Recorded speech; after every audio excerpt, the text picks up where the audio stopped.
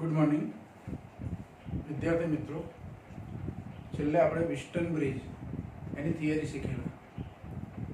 Winston bridge एनो सैद्धांतिक परिपथ लई अने विस्टन ब्रिज थी चारमांथी एक अवरोध अज्ञात होय अने बाकीना त्रण जाणीता होय तो केवी रीते अवरोध शोधी शकाय एनुं सूत्र तैयार करेल। पछी मीटर ब्रिज शीखेला। विस्टन ब्रिज ने थोड़ुं प्रायोगिक रीते एने सेट करी अने एनाथी अज्ञात अवरोध केवी रीते शोधी शकाय एवं मीटर ब्रिज शीखेला। अहीं आकृति आपणे दोरेली छे आ मीटर ब्रिजनी।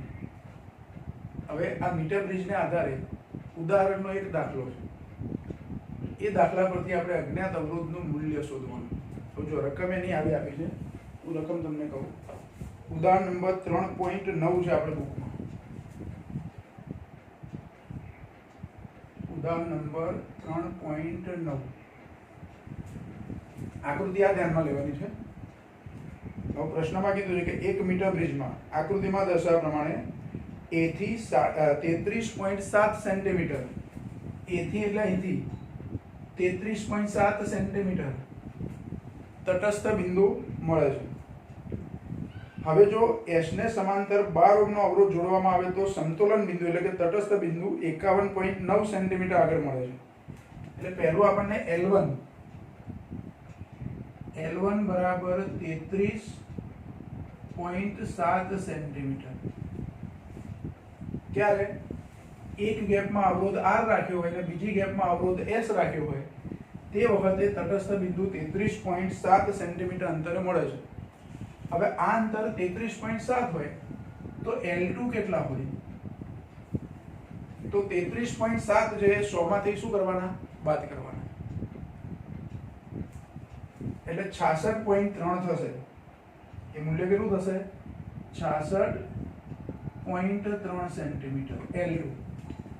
આ ક્યારે અવરોધ S હોય ત્યારે। હવે શું કીધું છે કે અવરોધ S ની સમાંતર અહીંયા આને સમાંતર બીજો એક અવરોધ 12 ઓમ નો અવરોધ જોડવામાં આવે છે વધારાનો।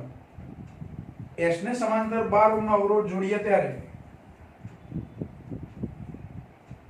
S ને સમાંતર 12 ઓમ નો અવરોધ જોડવામાં આવે ત્યારે એ વખતે L1 ને બદલે L1 ડેશ કહી દઈએ। તટસ્થ બિંદુ કેટલા અંતરે મળે છે એ કીધું છે 51.9 સેન્ટીમીટર અંતરે મળે છે। L1 ડેશ 51.9 સેન્ટીમીટર અંતરે તો એ વખતે L2 ડેશ કેટલા હશે તો 100 માંથી 51.9 બાદ કરવાના બરાબર। 48.1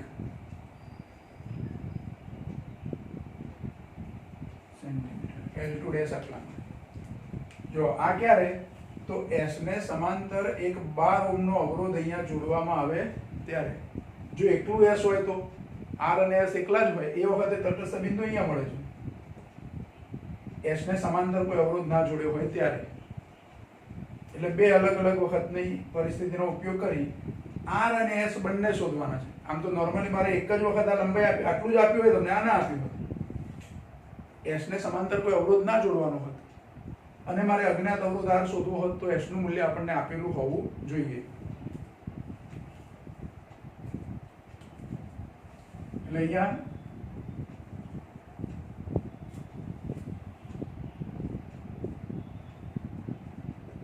S ने समांतर कोई अवरोध जोड़ेल न होय त्यारे आकृति परथी ब्रिजनी संतुलित अवस्था में तो सूत्र शुं थाय तो R/S बराबर L1/L2 R/S बराबर L1/L2 એટલે કે R/S L1 કેટલા તો 33.7 ભાગે L2 કેટલા તો 66.3 આનું પરિણામ નંબર 1 કહી। હવે S ને સમાંતર एस ने समांतर 12 ओम नो अवरोध जोड़ता एस अने 12 ओम नो समतुल्य अवरोध एस इक्विवेलेंट एवं कही दिए। जो आपणे शुं करीए पहला तो एस ने समांतर कोई अवरोध जोड़ेलो नथी ए वखते आकृति परथी R/S નું સૂત્ર શું થાય L1/L2 મીટર બ્રિજ માં થિયરી માં આપણે આ વસ્તુ શીખ્યા છે બરાબર। હવે S ને સમાંતર 12 ઓહ્મ નો અવરોધ અહીંયા જોડી દઉં। S ને સમાંતર ધારો કે અહીંયા 12 ઓહ્મ નો અવરોધ આપણે જોડી દઈએ છે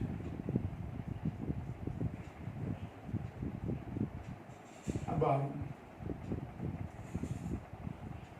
તો શું થશે तो S અને 12 નું સમાંતર જોડાણ અને S અને 12 નું સમાંતર જોડાણ થાય અને S ઇક્વિવેલન્ટ કહું તો 12S 12 અને S નો ગુણાકાર વત્તા 12 વત્તા છેદમાં 12 વત્તા S S ઇક્વિવેલન્ટ બરાબર 12S ભાગ્યા 12 વત્તા S આને પરિણામ નંબર 2 કહીએ। આ સમાંતર જોડાણનો સમતુલ્ય અવરોધ મળે। હવે ફરીથી સંતુલિત અવસ્થામાં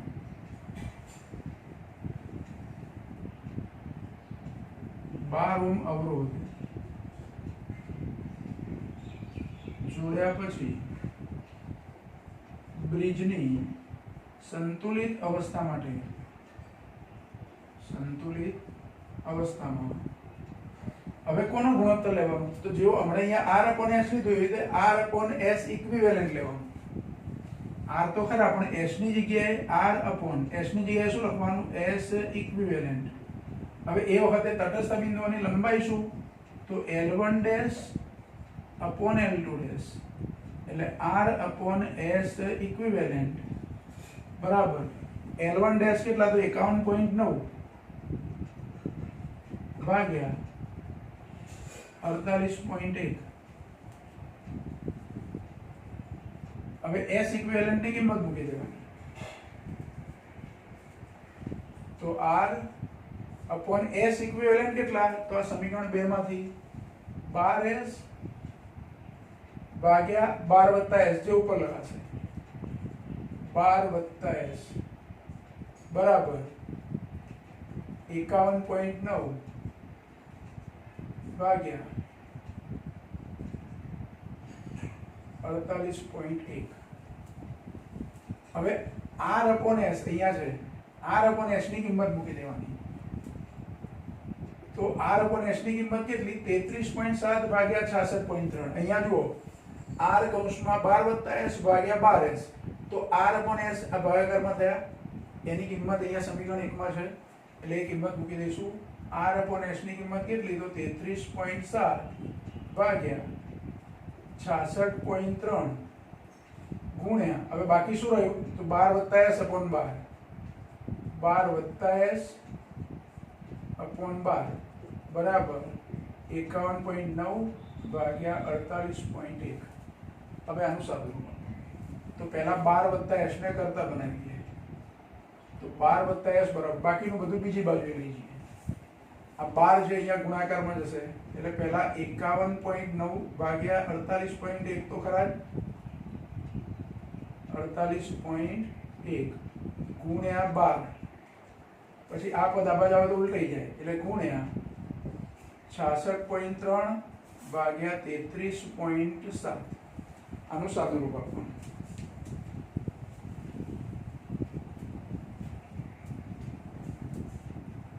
જો 51.9 ગુણ્યા 12 ગુણ્યા 66.3 બરાબર પછી ભાગ્યા 48.1 અને ભાગ્યા 33.7 એટલે 25.47 આવે છે। 12 વત્તા S બરાબર 25.47 તો S બરાબર શું થાય તો 25.47 માંથી 12 શું કરવાના બાદ કરવાના એટલે 13.47 આવે એટલે આશરે 13.5 જેટલું થાય S બરાબર આટલા ઓમ. ચલો S ની કિંમત મળી ગઈ એટલે આ સમીકરણ 1 માં S ની કિંમત મૂકો એટલે શું મળે? R ની કિંમત મળે. એટલે અહીંયા લખીએ આપણે કે S ની કિંમત સમીકરણ 1 માં મૂકતા તો R બરાબર 33.7 ભાગ્યા 66.3 અને ગુણ્યા S આ બાજુ ગુણાકારમાં એટલે આ કિંમત ગુણાકારમાં મૂકવાની 13.47 એટલે 33.7 ગુણ્યા 13.47 ભાગ્યા 66.3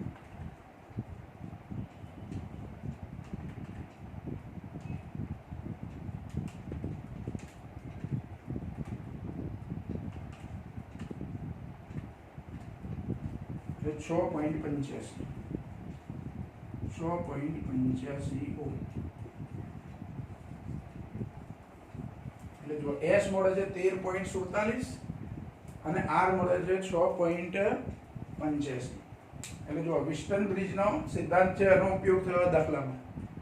ફરી ધ્યાન રાખો આ દાખલો એવો છે કે S ને સમાંતર એક અવરોધ જોડી જાણીતો અવરોધ જોડીને R અને S ના મૂલ્યો શોધવાના છે. જો તમારે અહીંયા અવરોધ જોડવાનો ના હોય તો R અને S બેમાંથી એક આપેલો હોય તો તમને આટલા જ મૂલ્યો પરથી એક આપેલો હોય તો બીજો મળી જાય, પણ બંને નથી આપ્યા એટલે બીજું એક સમીકરણ બનાવવા માટે બીજી લંબાઈઓ આપણને શું કરી છે? આપી છે. એટલે એને આધારે આપણે R અને S બંનેના મૂલ્યો શોધી કાઢીએ. બરાબર?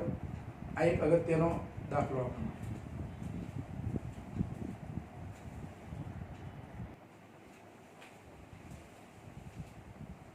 બીજો એક દાખલો છે ઉદાહરણ નંબર 3.8. આપણે હમણાં પહેલા 3.9 ગણ્યો.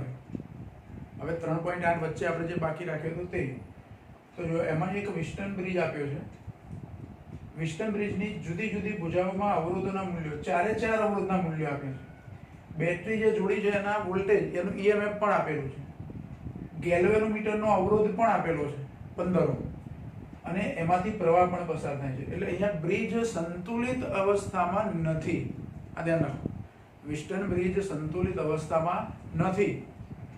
પ્રશ્ન આપણને એવો પૂછ્યો છે કે IG નું મૂલ્ય કેટલું હશે? એટલે કે આ BD ભુજા ગેલ્વેનોમીટર વાળી ભુજા એમાંથી વહેતો પ્રવાહ કેટલો હશે? IG પણ શોધી શકાય, I1 I2 પણ શોધી શકાય. ત્રણ અજ્ઞાત છે આપણે અહીંયા. કેટલા અજ્ઞાત છે? 3. તો 3 અજ્ઞાતમાં I1 I2 અને IG. એટલે ઓછામાં ઓછા મારે કેટલા સમીકરણ બનાવવા પડે? તો 3 સમીકરણ બનાવવું તો IG I1 I2 ત્રણે શોધી શકું. પ્રશ્નમાં આપણને ખાલી ગેલ્વેનોમીટરમાંથી પસાર થતો પ્રવાહ પૂછ્યો છે, પણ શોધવા હોય તો આપણે ત્રણેય પ્રવાહો શોધી શકીએ. જેટલા અવરોધો છે પરિપથમાં એ બધા આપ્યા છે. 4 અવરોધો 4 ભુજાઓમાં અને વચ્ચેની ભુજામાં ગેલ્વેનોમીટરનો અવરોધ. ગેલ્વેનોમીટરને એને પણ અવરોધ હોય ગેલ્વેનોમીટર. એટલે ગેલ્વેનોમીટરનો જે અવરોધ છે એ અવરોધ આપણે શોધવાનો છે. સોરી, એ અવરોધ ગેલ્વેનોમીટરનો આપ્યો છે એમાંથી વહેતો પ્રવાહ શોધવાનો છે. તો જો અહીંયા આપણે કિર્ચોફના બીજા નિયમનો ઉપયોગ કરવો અને જુદા જુદા બંધ ગાળા લઈ અને 3 સમીકરણ ઓછામાં ઓછા બનાવવા પડે. તો પહેલા આપણે બંધ ગાળો લઈએ A B D A. આટલા બંધ ગાળા માટે આપણે કિર્ચોફનો બીજો નિયમ વાપરીએ. બંધ ગાળા A B D A માટે કિર્ચોફનો બીજો નિયમ વાપરતા.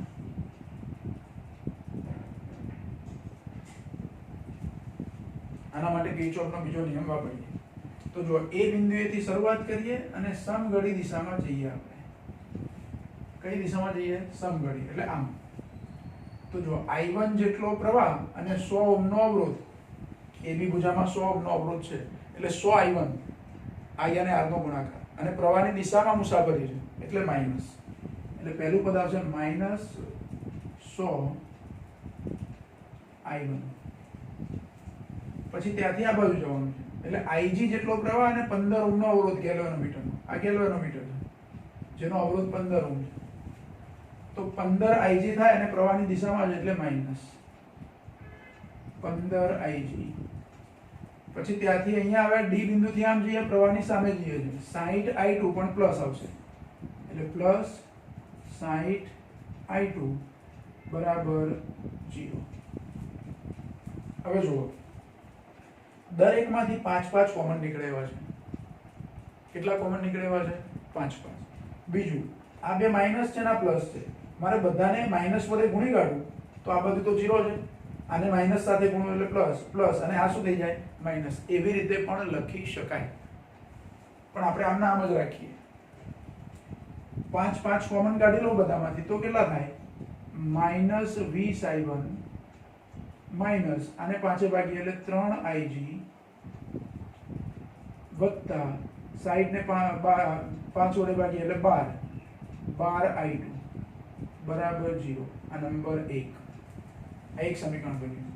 3 અજ્ઞાત વાળું એક સમીકરણ બન્યું. હવે એક જ સમીકરણમાં 3 અજ્ઞાત હોય તો ઉકેલ મળે નહીં, ટોટલ 3 સમીકરણ જોઈએ.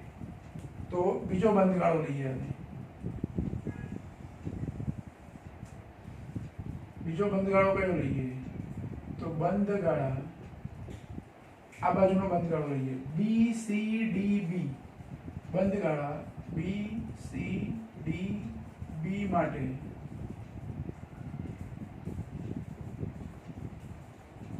કિર્ચોફનો બીજો નિયમ વાપરતા અથવા બીજા નિયમનો ઉપયોગ કરતા.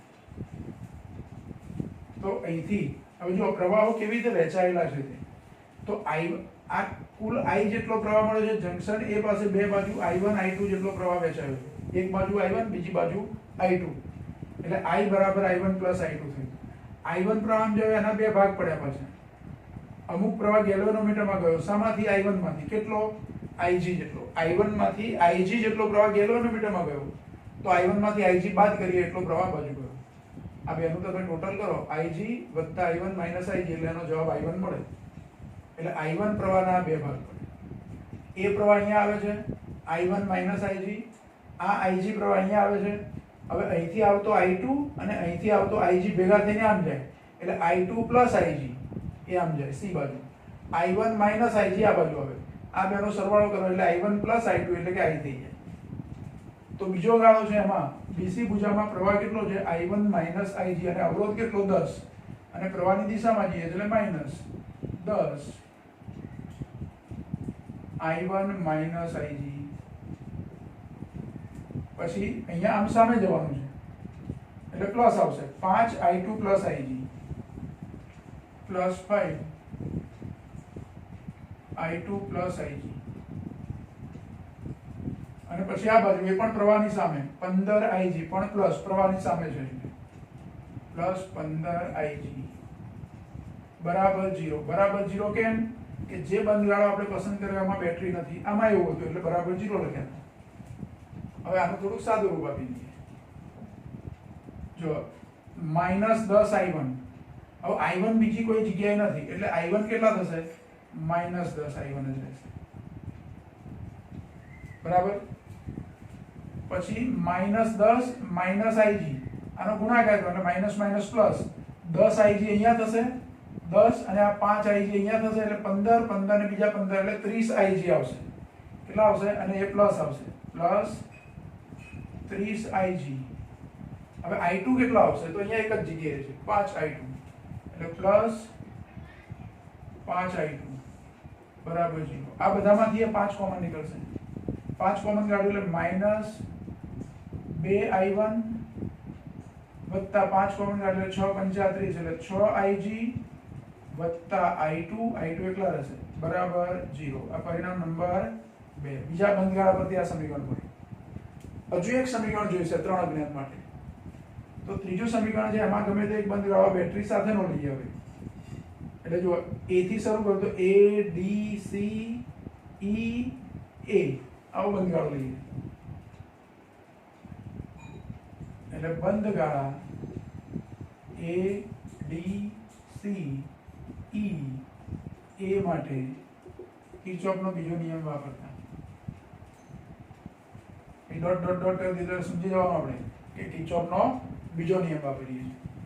ચલો હવે એ થી શરૂઆત કરીએ અને આ બાજુ જઈએ સમઘડી દિશામાં, ઘડિયાળના કાંટાની દિશામાં. તો 60i2 પણ પ્લસ માઇનસ આવશે, પ્રવાહની દિશામાં જઈએ છીએ આપણે, આમ જઈએ છીએ એટલે 60 અને i2 નો ગુણાકાર પ્રવાહની દિશામાં હોવાથી માઇનસ, એટલે કે -60i2.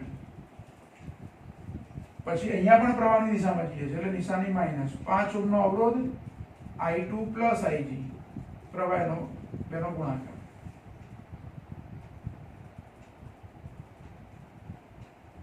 પછી અહીંથી આમ આવી ગયા તો બેટરી આવી, એટલે બંધ કરો પૂરો થયો એટલે 2 જ અવરોધ આવે. હવે બેટરી માટે શું, તો બરાબરની બીજી બાજુ તમે બેટરીના કયા છેડેથી જાઓ છો, ઋણ છેડેથી દાખલ થાવ છો એટલે -10.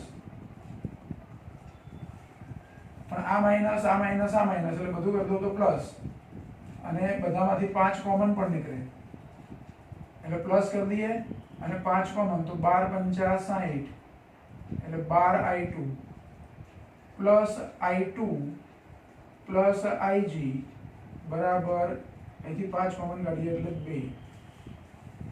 આ પાછા i2 + i2 છે, i2 + i2 છે એટલે 12 ને 1 13i2 + ig બરાબર 2. સમીકરણ નંબર 3, 13i2 + ig બરાબર 2. હવે જુઓ સમીકરણ 1 અને 2 માંથી પહેલા આ જે સમીકરણ બન્યું ત્રીજું, એમાં કેટલા ચલ મળ્યા આપણને? 2 જ મળ્યા. i1 નથી આમાં, i2 અને ig જ છે એટલે 2 ચલ વાળું સમીકરણ છે. તો પહેલા અને બીજાનો ઉપયોગ કરીને મારે 2 ચલ વાળું સમીકરણ પહેલા કરવાનું છે. તો પહેલા અને બીજામાં થોડો ક્રમનું આપણે આગળ પાછળ છે જુઓ, તો બરાબર છે. પહેલા અને બીજામાંથી મારે કોનો લોપ કરવાનો છે? તો i1 નો લોપ કરું. આ સમીકરણ 1 માં અહીંયા i1 છે, ig અને i2 તો છે, અહીંયા i1 છે. i1 નો જો કોઈક રીતે હું લોપ કરી દઉં તો પછી શું વધે? નવું સમીકરણ મળે એમાં i2 અને ig. i2 અને ig વાળું એક સમીકરણ અને આ બેનો ઉપયોગ કરીને એક સમીકરણ, એટલે એની પરથી આપણને 2 સમીકરણ 2 ચલવાળા મળશે એટલે ઉકેલ મળશે. એટલે આપણે શું કરીએ છીએ જુઓ, સમીકરણ 1 એને એમને એમ રાખું છું, સમીકરણ 2 ને હું 10 વડે ગુણી કાઢું. પહેલા તો સમીકરણ 2 ને 10 વડે શું કરીએ? ગુણીએ. સમીકરણ 2 ને 10 વડે ગુણતા. કેમ 10 વડે ગુણવા છે મારે? તો અહીંયા i1 નો ગુણાંક 20 છે, તો અહીંયા પણ મારે 20 લાવવા હોય i1 ના ગુણાંકમાં તો 10 વડે ગુણવા પડે.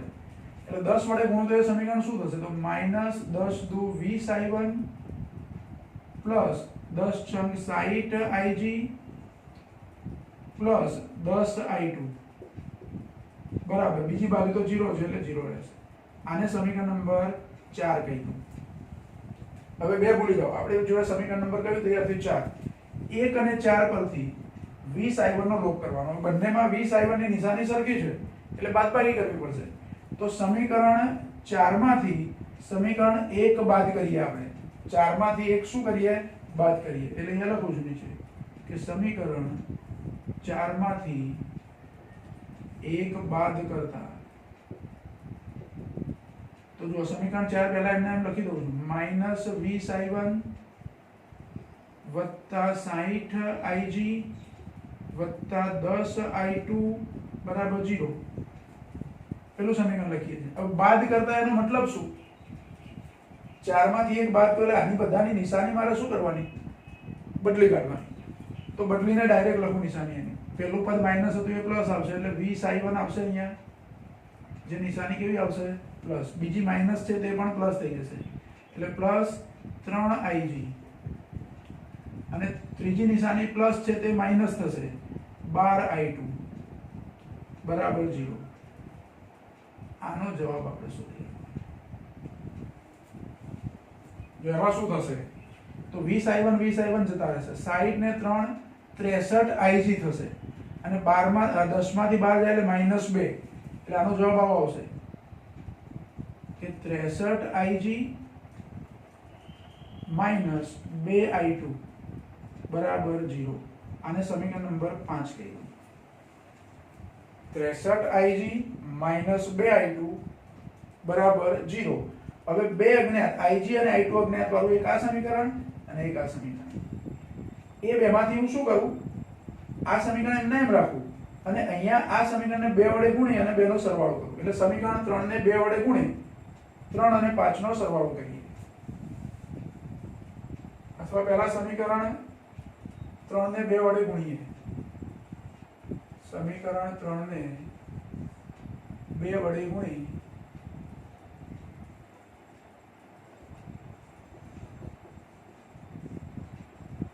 સમીકરણ 5 માં ઉમેરવા. 2 વડે ગુણીને ઉમેરીએ. પહેલા આને 2 વડે ગુણી કાઢીએ તો આને 3 ને 2 વડે ગુણીએ એટલે 13 દુ 26i2 વત્તા 2ig બરાબર 2 દુ 4. અને પેલું સમીકરણ તો એમને એમ લખી જ દેવાનું. એક મિનિટ, આપણે ig ની ગણતરી કરીએ. આ 13i2 આ છે એટલે આપણે ક્રમ આનો આગળ પાછળ કરવો પડશે. અહીંયા સમીકરણ અહીંયા લખું છું ig પ્લસ 13i2 બરાબર 2. આને નંબર 3 આપીએ છીએ એટલે અહીં ગુણાકાર આપણે ખોટો કર્યો. જો કેમ એવું થયું તો આપણે ig ને બદલે i2 સમજ્યા. એકચ્યુઅલી ig છે અને આ i2 છે. ig વાળું પદ બેમાં પહેલું રાખીએ, i2 વાળું પદ બેમાં બીજું રાખ્યું. હવે i2 નો મારે લોપ કરવો હોય તો અહીં 13 આપ્યા છે ને અહીં 2 આપ્યા છે. અહીંયા 13 વડે ગુણી દઉં ને અહીં 2 વડે ગુણી દઉં એટલે બંને 26 થઈ જાય. એટલે સમીકરણ 3 ને 2 વડે ગુણીએ 2 વડે તથા સમીકરણ 5 ને 13 વડે ગુણી સરવાળો કરતા. આ બેનો સરવાળો કરીશું. હવે આને પહેલા હું કેટલા વડે ગુણું છું તો 2 વડે. 2 વડે ગુણું એટલે 2ig વત્તા 26i2 બરાબર 4. હવે આને 13 વડે ગુણવા પડશે એટલે 13 ગુણ્યા 63 એટલે 819 થશે. એટલે અહીંયા 819ig માઇનસ 26i2 બરાબર આ બાજુ તો 0 જ રહેશે. 26i2 જતા રહેશે. 819 ને 2 21 એટલે 821ig બરાબર 4 થશે. એટલે ig બરાબર 4 ભાગ્યા 821 એમ્પિયર. 4 ભાગ્યા 821 કરીએ આપણે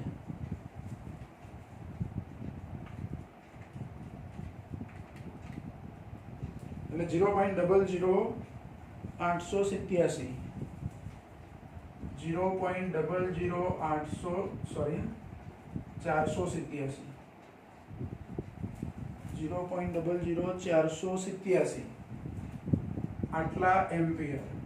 એટલે આને આ દશાંશીને હું 3 સ્થાન પાછળ લઈ જાઉં તો 4.87 મિલી એમ્પિયર થાય. 10⁻³ થાય જો આવી રીતે થાય.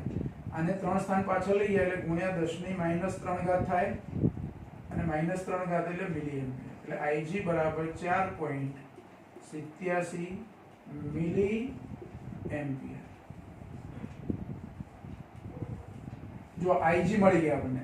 ig મળે એટલે મારે i2 શોધવા હોય તો આ સમીકરણમાં ig ની કિંમત મૂકો એટલે i2 મળી જાય. શોધીએ આપણે ig ની કિંમત.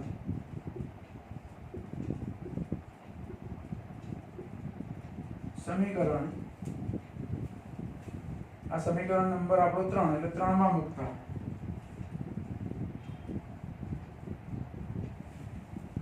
તો ig ની કિંમત 4.87 વત્તા 13i2 બરાબર 2. આ 4.87 આ બાજુ લો એટલે 2 માંથી બાદ થાય.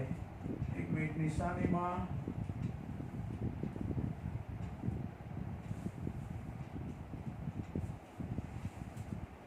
નિશાની તો પ્લસ છે તો માઈનસ માં આવે છે. જો પ્રવાહ માઈનસ માં મળે છે એનો મતલબ કે એની દિશા વિરુદ્ધ હોવી જોઈએ.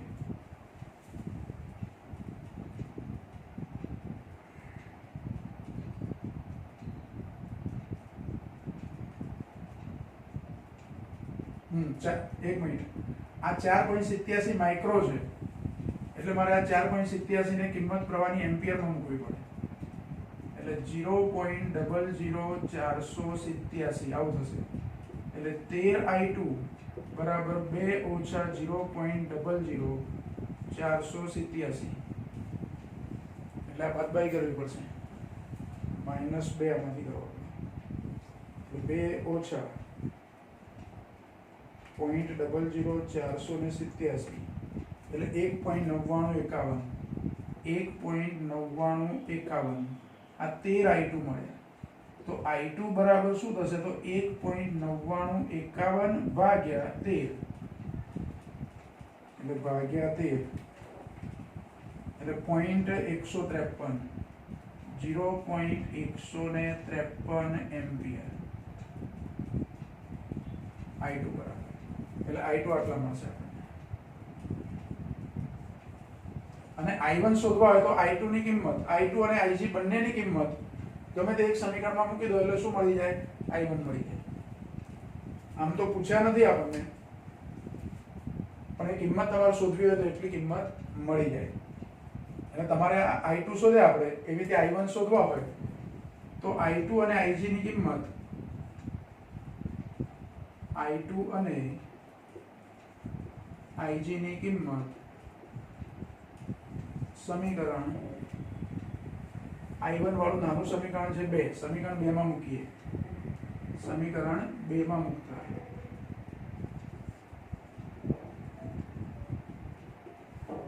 તો જો સમીકરણ 2 માં -2i1 એટલે i1 તો શોધવા છે એટલે -2i1 તો ખરા જ વત્તા 6ig ig છે એને 6 વડે ગુણવાના છે એટલે ગુણીને જ આપણે કિંમત મૂકીએ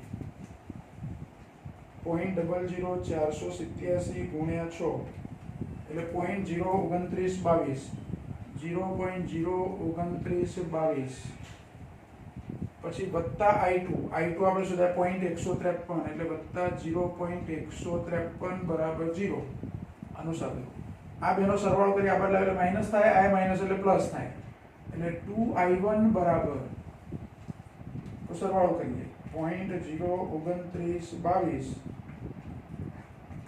વત્તા 0.153 એટલે 0.1822 અને 2 વડે ભાગીએ એટલે i1 મળે એટલે ભાગ્યા 2 0.0911 એમ્પિયર આ i1 મળી એટલે i કેટલા હશે કુલ